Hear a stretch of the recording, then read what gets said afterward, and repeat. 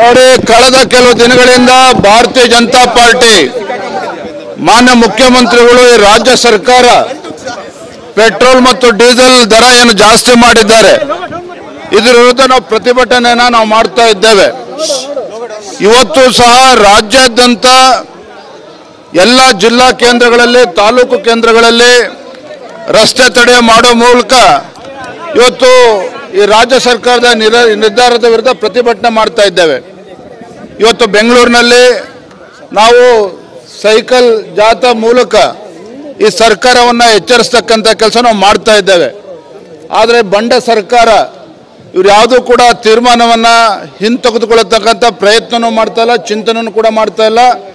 ಈ ಬಂಡ ಮುಖ್ಯಮಂತ್ರಿಗಳು ಪಕ್ಕದ ರಾಜ್ಯ, ನೆರೆ ರಾಜ್ಯದ ಬಗ್ಗೆ ಇವರು ಹೇಳಿಕೆಗಳನ್ನು ಕೊಡ್ತಾ ಇದ್ದಾರೆ. ಆದರೆ ನಾನು ತಮ್ಮ ಮೂಲಕ ಹೇಳ್ತಕ್ಕಂಥದ್ದು, ನಮ್ಮ ರಾಜ್ಯ ಇವತ್ತು ಸಂಕಷ್ಟದಲ್ಲಿದೆ, ರೈತರು ಇವತ್ತು ಸಂಕಷ್ಟದಲ್ಲಿದ್ದಾರೆ.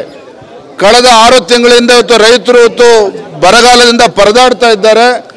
ಮತ್ತೊಂದು ಕಡೆ ಸಾಮಾನ್ಯ ಜನರ ಮೇಲೆ ಹೊರೆ ಆಗ್ತಕ್ಕಂಥ ಕೆಲಸ ಇವತ್ತೇನು ಮಾನ್ಯ ಮುಖ್ಯಮಂತ್ರಿಗಳು ಮಾಡಿದ್ದಾರೆ, ಅದು ಅಕ್ಷಮ್ಯ ಅಪರಾಧ ಇವತ್ತು. ಹಾಗಾಗಿ ನಾನು ಮಾನ್ಯ ಮುಖ್ಯಮಂತ್ರಿಗಳಿಗೆ ಆಗ್ರಹವನ್ನು ಮಾಡ್ತೇನೆ, ನಿಮ್ಮ ಬಂಡತನವನ್ನು ಬಿಟ್ಟು ರಾಜ್ಯದ ಜನರಿಗೆ ಮಾರಕ ಆಗಿರ್ತಕ್ಕಂಥ ಪೆಟ್ರೋಲ್ ಮತ್ತು ಡೀಸೆಲ್ ಮೇಲೆ ಏನು ದರವನ್ನು ಜಾಸ್ತಿ ಮಾಡಿದ್ದೀರಿ, ಅದನ್ನು ತತ್ಕ್ಷಣ ನಿಮ್ಮ ನಿರ್ಧಾರವನ್ನು ಹಿಂಪಡೆಯಬೇಕು. ಇವತ್ತು ರೈತರಿಗೆ, ಸಾಮಾನ್ಯ ಜನರಿಗೆ ಹೊರೆ ಆಗ್ತಕ್ಕಂಥ ಯಾವುದೇ ನಿರ್ಧಾರವನ್ನು ನೀವು ಮಾಡಬಾರ್ದು.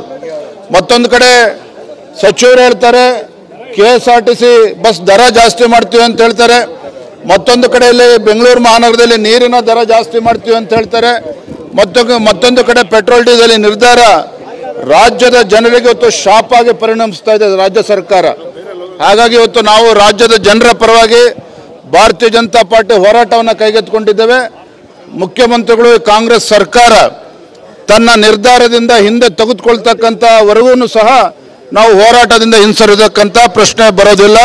ನಾವು ಭಾರತೀಯ ಜನತಾ ಪಾರ್ಟಿ ಎಲ್ಲರೂ ಕೂಡ ಒಟ್ಟಾಗಿ ಒಂದಾಗಿ ಜನರ ಪರವಾಗಿ ಹೋರಾಟವನ್ನು ಕೈಗೆತ್ತಿಕೊಂಡಿದ್ದೇವೆ.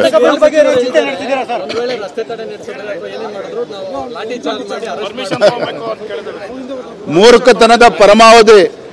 ಭಾರತೀಯ ಜನತಾ ಪಾರ್ಟಿ ಕಾರ್ಯಕರ್ತರು ಲಾಟಿಗೂ ಹೆದರೋದಿಲ್ಲ, ಯಾವುದಕ್ಕೂ ಕೂಡ ಹೆದರೋದಿಲ್ಲ. ಇವತ್ತು ರಾಜ್ಯದ ಜನರ ಪರವಾಗಿ, ರೈತರ ಪರವಾಗಿ, ಬಡವರ ಪರವಾಗಿ ಧ್ವನಿ ಎತ್ತಕ್ಕಂಥ ಕೆಲಸ ಮಾಡ್ತೇವೆ ಅಂತ ಹೇಳಿದ್ರೆ, ಲಾಠಿ ಪ್ರಹಾರ ಮಾಡ್ತೇವೆ ಅಂತ ಹೇಳಿದ್ರೆ ಇದು ದರ್ಪದ ಮಾತುಗಳನ್ನು ಇವತ್ತು ಗೃಹ ಸಚಿವರು ಮಾತನಾಡಿದ್ದಾರೆ. ಅಧಿಕಾರದ ಅಹಮಿಂದ ಈ ಮಾತನ್ನು ಮಾತನಾಡ್ತಾ ಇದ್ದಾರೆ. ಇದು ಯಾವುದಕ್ಕೂ ಕೂಡ ಹೆದರ್ಕಂಥ ಪ್ರಶ್ನೆ, ಕಾರ್ಯಕರ್ತರು ಹೆದರ್ಕೊಳ್ತಕ್ಕಂಥ ಪ್ರಶ್ನೆ ಇಲ್ಲ. ನಮ್ಮ ಹೋರಾಟ ನಿರಂತರವಾಗಿರ್ತದೆ.